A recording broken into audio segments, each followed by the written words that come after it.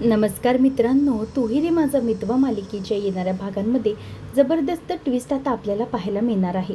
कारण की एके ठिकाणी आकाशचं ऑफिससाठीचं बोर्ड ऑफ डिरेक्टर्सचं नॉमिनेशन आहे आणि त्याचबरोबर दुसऱ्या ठिकाणी आता अर्णवचा मोबाईल हरवल्यामुळे आता काय करावं हे त्याला काहीही सुचत नाही आहे. म्हणजेच एक शेवटची आशा होती ते म्हणजे बाबांचा मोबाईल. आता तो मोबाईल कसा आणि काय मिळवायचं, कसं करायचं हे सगळं आता जेव्हा अर्णव शोधत आहे त्याच वेळेला नेमकं ईश्वरीच्या एका मोठ्या इंदोरी दिमागामुळे जो मालक आहे, म्हणजे ज्याने मोबाईल पळवलेला आहे तो माणूस सापडल्यानंतर आता वल्लरीचं नाव घेणार आहे. त्यामुळे आता चांगलीच वल्लरी या सगळ्यामध्ये अडकणार आहे. 15 लाख रुपये दिलेली ही बाई तीच होती हे जेव्हा अर्णवला समजणार तेव्हा मात्र ईश्वरीचा जो डाऊट आहे तो पूर्ण कन्फर्म होऊन वल्लरीच या सगळ्याच्या मागची गुन्हेगार आहे हे सगळं काही सिद्ध होणार आहे. आता नेमकं कसं आणि काय घडणार सगळं आजच्या या भागामध्ये आपण बघूया. चला तर मग व्हिडिओला सुरुवात करूया. आतापर्यंत आपण मालिकेमध्ये पाहिलं होतं की अर्णव आणि ईश्वरी हे दोघंजणही अगदी इच्छुक आहेत की बोर्ड ऑफ डायरेक्टर्सच्या मेंबरमध्ये आकाश आला पाहिजे हे सगळ्यांना हवं असतं. त्यामुळे सगळेजण आता आकाशच्या बाबतीत विचार करत असतात. घरात सगळेजण खुश असतात की एकदा अर्णवने त्याचं नाव सजेस्ट केलं की त्यानंतर सगळं काही व्यवस्थित होऊ शकतं. म्हणूनच नम्रता देखील खुश असते की अर्णव आता आकाशसाठी तेवढा तरी विचार करते. म्हणजे आकाशला जे त्याचं महत्त्व हवं ते मिळालं पाहिजे यासाठीच त्यांची सगळ्यांची खरं तर धावपळ सुरू असते. आणि म्हणून नम्रताही खुश असते की आता मला म्हणजे ईश्वरीबरोबरचंही स्थान मिळणार. अर्णवला जसं कंपनीत सगळे अधिकार घेता येतात तसेच आकाशलाही घेता येतील, त्यामुळे तिला खूप आनंद असतो. परंतु आता आकाश हे सगळं करायला खरं तर त्याला वेगळं वाटत असतं. कारण की किती काही झालं तरीही या सगळ्या गोष्टी कशा करायच्या हे देखील त्याच्यावरती अवलंबून असतं. म्हणून तो सगळ्या गोष्टी करण्याचा अगदी प्रयत्न करत असतो. त्यानंतर हे सगळं होत असताना बोर्ड ऑफ डायरेक्टर्सचे मेंबर जेव्हा मीटिंग घेत असतात त्याच वेळेला इथे अर्णव आणि बाकीचे सगळे त्यांचं नाव म्हणजेच आकाशचं नाव सजेस्ट करतात. परंतु सगळेजण आकाशच्या नावाचं कोणीही सजेशन देत नाही. सगळे बोलत असतात की अर्णव राजे शिर्के यांचं नाव आलेलं आहे, पण आकाशचं नाव कोणीच घेऊ शकत नाही. त्यामुळे नम्रता म्हणते की म्हणजे मी डिस्टर्ब केल्याबद्दल सॉरी, परंतु नेमकं हे सगळं काय आहे, म्हणजे आकाश यांचं नाव यामध्ये आलेलं नाही आहे. तेव्हा आता हे ऐकल्यानंतर अर्णवलाही वाईट वाटतं. परंतु ते मेंबर्स म्हणतात की आम्हाला मिस्टर आकाश हे ह्या सगळ्या गोष्टींसाठी एलिजिबल वाटत नाही आणि बाकीच्या ठिकाणाहून बरेच लोक आलेले आहेत. त्यामुळे त्यांची एलिजिबिलिटी पाहता मिस्टर आकाश पाटील यांना देखील यासाठी उभं राहता येत नाही, म्हणजे त्यांना आम्ही वोट करू शकत नाही. आणि म्हणूनच आता आकाशचं नाव हे वोटिंगमध्ये नसतं. खरं तर इथे वल्लरी आणि नम्रता दोघीजणी स्वप्न बघत असतात की आकाश एकदा बोर्ड ऑफ डायरेक्टर्सच्या मेंबरमध्ये आला की मग तो अर्णवला बाजू करून स्वतःचे नाव निर्माण करेल. सगळ्यांना असंच हवं असतं. परंतु आता त्यांचा वाईट हेतू हा साध्य होत नाही. कारण की किती काही झालं तरीही अर्णव हा वेगळाच आहे आणि आकाश वेगळा, म्हणजे त्याचं कर्तृत्वही वेगळं आहे हे नम्रताना आणि वल्लरीला काही समजत नसतं. तर इथे आकाशचं नाव आलं नाही त्यामुळे त्याला खूप नाराजी झालेली असते. तो इतके दिवस इतके वर्ष कंपनीसाठी काम करत असतो, सगळं काही करतो, परंतु त्याचं नाव आलेलं नाही. त्यामुळे त्याला खूप वाईट वाटतं. तर इथे अंजली आणि अर्णव दोघांनाही वाईट वाटतं की आकाशचं नाव कसं काय आलं नाही. त्यामुळे ते सगळेजण अगदी नाराज असतात. अर्णव त्यांना सजेस्ट करत असतो की तुम्ही मिस्टर आकाश यांचं नाव येऊ द्या, परंतु तरीही कोणीही ऐकायला तयार नसतं. आता अर्णव त्याचा प्रयत्न करतो, परंतु तरीही हे सगळं करत असताना अर्णवला बाकीच्या मेंबर्सचाही विचार करावा लागतो. आता फायनली मीटिंग संपते आणि आकाशला काही त्याचं पद मिळालेलं नसतं. त्यामुळे काय करावं हे त्यांना काही सुचत नसतं. या सगळ्या गोष्टी या आकाशपासून अगदी वेगळ्या ठरलेल्या असतात. त्यामुळे आकाश नाराज असतो. अर्णव त्याला म्हणतो की सॉरी, म्हणजे मी माझ्या बाजूने पूर्ण प्रयत्न केले, परंतु तरीही या सगळ्या गोष्टी कशा करायच्या काय करायच्या या देखील माहिती नाही आहेत. नंतर मग आता आकाश म्हणतो की इट्स ओके, तू तुझ्या बाजूने पूर्ण प्रयत्न केले, पण आपण काहीही करू शकत नाही. जर या गोष्टी घडायच्या असतात तर अगोदरच घडल्या असत्या. त्यामुळे आपल्याला आता याबद्दल बोलून काहीच फायदा नाही आहे. ह्या सगळ्या गोष्टींना आपण व्यवस्थित लक्ष देऊन बघितलं पाहिजे.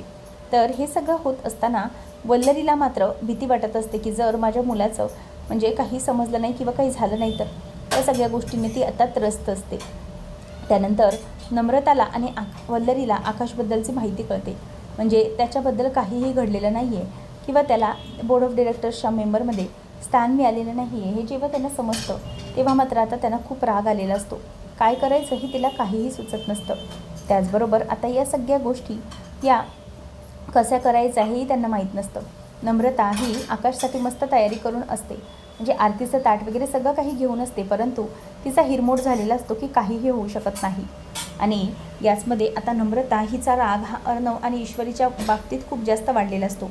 कारण काही झालं तरीही ईश्वरी ही मुद्दाम हे सगळं करत असेल किंवा अर्णव देखील तिला काहीही मिळू देत नाही याचा राग तिला जास्त आलेला असतो आणि म्हणून ती काहीही करावं तरीही तिला काही सुचत नसतं. वल्लरी म्हणते की बघितलं, आपण आपल्यासमोर सगळ्यांसमोर दाखवलं अर्णवने की त्यालाच पद मिळवून देणार आहे, परंतु बघ ना आता सगळं काही स्वतःच्याच बाजूने ठेवलं आहे त्याने. बघ नम्रता, तू आता स्वतः बघ, म्हणजे मी तुला सांगण्याची काहीच गरज नाही आहे.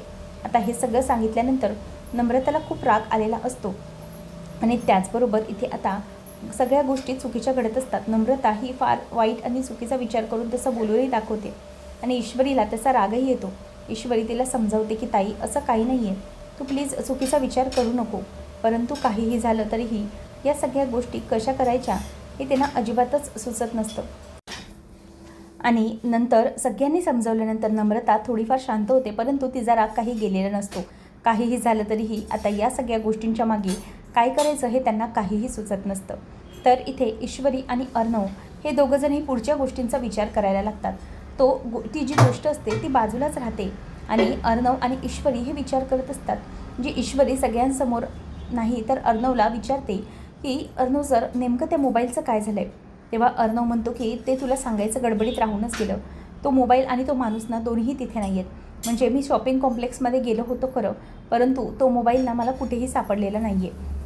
तिथला जो माणूस होता रिपेअर करणारा, तो माणूसही तिथून निघालेला आहे, तिथून सोडून निघून गेलेला आहे. काय करायचं हे काहीही कळत नाही आहे. आणि त्यामुळे आता ईश्वरीलाही टेन्शन येतं की आपल्याला मोबाईल म्हणजे शेवटची आशा होती. नक्कीच त्या मोबाईलमध्ये काहीतरी असणार, ज्यामुळे तो मोबाईलही गायब झाला आहे, त्याबरोबर तो माणूसही. मग ईश्वरीला अर्णव म्हणतो की हे सगळं कोणीतरी मॅनेज केलं आहे असंच वाटते. म्हणजे या ज्या सगळ्या काही गोष्टी आहेत ना, या मॅनेज केल्यासारख्या झालेल्या आहेत. ईश्वरी आता अर्णवला म्हणते की अर्णव सर, मला तरी असं वाटत आहे ना की काहीतरी गडबड ही नक्की आहे. आपल्याला सगळं शोधलं पाहिजे. आता शिर्केंना अर्णव सांगतो की आपण एक काम करूया, मला मिस इंदोरने एक आयडिया सांगितली, त्याप्रमाणे आपण एक गोष्ट करूया, बघूया त्यामधून आपल्याला तो मोबाईल सापडतो आहे का. त्याच वेळेला आता हे सगळं करत असताना ईश्वरी अर्णवला सांगते की आपण हा जो मोबाईल आहे, म्हणजेच जो माणूस आहे ना, त्या माणसाचा फोटो आपण तिथून मागून घेऊया आणि तो माणूस हा कसा गायब होतो आहे या सगळ्या गोष्टी तिथून आपल्याला बघितल्या पाहिजेत. तेव्हा मग अर्णव म्हणतो की नक्की कसं आणि काय शोधायचं आहे. तेव्हा ईश्वरी सांगते की तो जो माणूस आहे ना, त्याचा फोटो आपल्याला व्हायरल करायला हवं, सोशल मीडियावर किंवा पोलिसांमध्ये तो फोटो द्यायला हवं. तो माणूस कुठेही असेल तरीही त्याला शोधायचे आहे असं जर सांगितलं आणि इनाम दिला तर नक्कीच माणूस तो शोधतील. म्हणून ईश्वरी अर्णव सोशल मीडिया आणि बाकीच्या ठिकाणी त्याचबरोबर पोलिसांमध्येही त्या मोबाईल रिपेअर करतो तो माणूस असतो त्याचे नाव देतात आणि सगळीकडे त्याचं नाव आता व्हायरल केलेलं असतं. आणि वल्लरी ही त्याला फोन करत असते, परंतु त्याचा फोनही बंद येत नसतो आणि फोन बंद आल्यामुळे पुढे काय करायचं हे देखील तिला आता कळत नसतं. त्याचबरोबर आता या सगळ्या गोष्टी काय आणि कशा करायच्या याही समजत नसतात.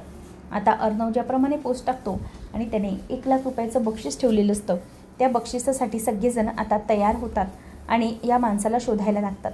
तेव्हा आता अर्णवला थोड्याच वेळांमध्ये म्हणजे जवळजवळ अर्ध्या ते 1 तासामध्ये फोन यायला सुरुवात होतात की त्या माणसाला आम्ही पाहिलं आहे, तो माणूस आम्ही या माणसाला भेटलो आहे असं म्हणून सगळेजण त्याला म्हणजे अर्णवला फोन करून सांगत असतात. तेव्हा ईश्वरी म्हणते की सर, बघितलं, हीच आहे सोशल मीडियाची पॉवर आणि त्यासाठी आपल्याला हे सगळं केलं पाहिजे. त्यानंतर मग आता ईश्वरी अर्णवला विचारते की नक्की आपण काय आणि कसं केलं पाहिजे, या सगळ्या गोष्टी शोधायच्या तरी कशा. तेव्हा अर्णव हा ईश्वरीला सांगत असतो की आपल्याला आता तरी समजले की पुढे काय करायचं आहे. आपण आता इथून पुढे काय करायचं हे लक्ष देऊन बघूया. आपल्याला फोन येत आहेत त्याप्रमाणे आपण प्रत्येकावरती विश्वास ठेवायला नको, कारण कोणी पैशासाठीही करत असेल. तेव्हा मग आता ईश्वरी ही म्हणते की जोपर्यंत त्या माणसाला बोलून आणत नाही इथपर्यंत तोपर्यंत आपण काहीच करायचं नाही, कोणालाही पैसे द्यायचे नाहीत. तर आता जो माणूस असतो त्या माणसाला देखील ईश्वरी आणि अर्णव यांच्याकडे म्हणजेच या घरामध्ये अर्णवच्या घरामध्ये त्या माणसाला घेऊन आलेले असतात आणि सगळेजण त्याला घेऊन आल्याबरोबर अर्णवला समजतं की हा जो माणूस आहे तो माणूस हा खरंच म्हणजे फरार झाला होता आणि त्याला कोणीतरी हे करायला सांगितलं होतं. आता ईश्वरी अर्णव हे सगळं बघत असतात, काय करायचं हे त्यांना काहीही सुचत नसतं. नंतर मग आता ईश्वरी ही म्हणते की अर्णव सर, आपल्याला आता पुढच्या गोष्टी करायला पाहिजेत, म्हणजे जे काही आहे त्या सगळ्या गोष्टी व्यवस्थितपणे चेक केल्या पाहिजेत. नक्की काय आणि कसं करायचं हे सगळं बघितलं पाहिजे. नम्रता आणि आकाश यावेळेला खाली असताना तेवढ्यातच तिथून 4 माणसं येतात आणि त्याला घेऊन येतात की हा बघा साहेब, हा जो माणूस होता ना, त्याने तुम्हाला म्हणजे हे करायला सांगितलं होतं, तुम्ही आम्हाला शोधायला सांगितलेलं, हा बघा हा तुमचा माणूस. असं म्हटल्यावर आता अर्णव बरोबर त्या माणसाला पकडतो, कारण की ईश्वरीच्या आयडियामुळे त्या माणसाने माणूस हा स्वतः दरवाजात आलेला असतो आणि म्हणून ईश्वरी अर्णव त्याच्याकडे आता बघतच राहतात. ईश्वरी म्हणते की अर्णव सर, हाच होता का तो माणूस? तेव्हा अर्णव म्हणतो की हो बरोबर, हाच तो माणूस होता ज्याने हे सगळं घडवून आणलं होतं. मग आता काय करायचं हे त्यालाही सुचत नसतं. नंतर मग आता नम्रता ही ईश्वरीकडे बघतच राहिलेली असते. पुढे काय करायचं, सगळ्या गोष्टी कशा करायच्या हे त्यांना काहीही सुचत नसतं. नंतर मग आता ईश्वरी ही अर्णवला म्हणते की अर्णव सर, आता या माणसाकडून आपल्याला काढून घ्यायला हवं की हे सगळं कसं आणि काय करायचं ते. तेव्हा आता अर्णव त्याला विचारतो की खरं खरं सांगायचं, नाही तर तुला पोलिसांच्या ताब्यात देणार. तुला मी मोबाईल रिपेअर करायला सांगितलं होतं, तर तू नक्की कुठे गेला होतास, कुठे गायब झाला होतास, हे सगळं सांग. तेव्हा तो घाबरतो आणि म्हणतो की प्लीज मला पोलिसांच्या ताब्यात देऊ नका, मी तुम्हाला सगळं काही आहे ते खरं खरं सांगायला तयार आहे. साहेब, एक बाई आली होती आमच्या इथे आणि तिने मोबाईल मागितला. अगोदर तर तिने सांगितलं की तुम्ही सांगितलं होतं, म्हणजे तुमचा फोटो दाखवला तिने आणि तिने सांगितलं की मोबाईल घ्या म्हणून. पण आता मला एक गोष्ट समजत नाही आहे की साहेब, ती बाई ही पैसे द्यायलाही तयार झाली होती. मग नक्की काहीतरी गडबड आहे आणि मलाही प्रॉफिट होणार होता, मला दुकानापेक्षा जास्त किंमत मिळणार होती, म्हणून मी गप्प तिला मोबाईल देऊन टाकला. तेव्हा मग अर्णव सांगतो की मग मला खरं खरं सांग, या सगळ्या गोष्टी तू कशा करणार आहेस, म्हणजे तुला कोणी सांगितलं होतं हे करायला आणि ती बाई कोण होती? तेव्हा तो म्हणतो की साहेब, मला त्या बाईचं नाव वगैरे माहीत नाही, तिने मला 1 लाख रुपये कॅश दिली होती आणि बाकीचे पैसे जवळजवळ 15 लाख ती मला देणार होती नंतर. आणि मग या सगळ्या गोष्टी काय करायचं याही मला कळत नाही आहे. आता अर्णवला पुढचा प्रश्न असतो की ती बाई, आता त्या बाईला कसं शोधायचं. त्याचबरोबर तिथे आता वल्लरी तेवढ्यातच बाहेर आलेली असते. अर्णव हा कसला आरडाओरडा चालला आहे रे. तेवढ्यात वल्लरी आल्याबरोबर तो माणूस हिच्याकडे बघतच बसलेला असतो आणि मग लगेच ईश्वरी विचारते की तुम्ही असे समोर यांच्याकडे का बघत आहात? तेव्हा मग तो म्हणतो की मॅडम, अहो याच तर होत्या त्या मॅडम, त्या दिवशी आल्या होत्या, मोबाईल घेऊन गेल्या आणि पैसे देखील देऊन गेल्या, पण माझे पुढचे पैसे त्यांनी दिलेच नाही आहे, मला फसवलं आहे त्यांनी. याच होत्या त्या मॅडम. आता मात्र वल्लरीचं सगळं कटकारस्थान हे घरच्यांसमोर अर्णवसमोर आलेलं असतं. म्हणजे हे सगळं जे काही केलं आहे ते सगळं वल्लरीनेच केलं आहे आणि वल्लरीने तो मोबाईल का बरं घेतला. आता ईश्वरीला सगळं फ्लॅशबॅक आठवतं की त्या मोबाईलपासून म्हणजे वल्लरीचं नातं होतं. त्या मोबाईलच्या जवळच वल्लरीची बांगडी सापडणं आणि पुन्हा एकदा वल्लरीने तो मोबाईल स्वतःकडे घेणं, यामध्ये नेमकं काहीतरी कारण आहे आणि या सगळ्याच्या मुळाशी वल्लरी आहे का, हे सगळं आता त्याला लक्षात येतं. आता त्या माणसाने वल्लरीचं नाव घेतल्याबरोबर काय बोलावं हे वल्लरीला काहीही सुचत नसतं. आता नेमकी पुढे वल्लरीची कशी वाट लागणार आहे सगळं पाहणं अगदी रंजकतेचे ठरेल. असेच अपडेट जाणून घेण्यासाठी चॅनलला नक्की सबस्क्राईब करा. धन्यवाद.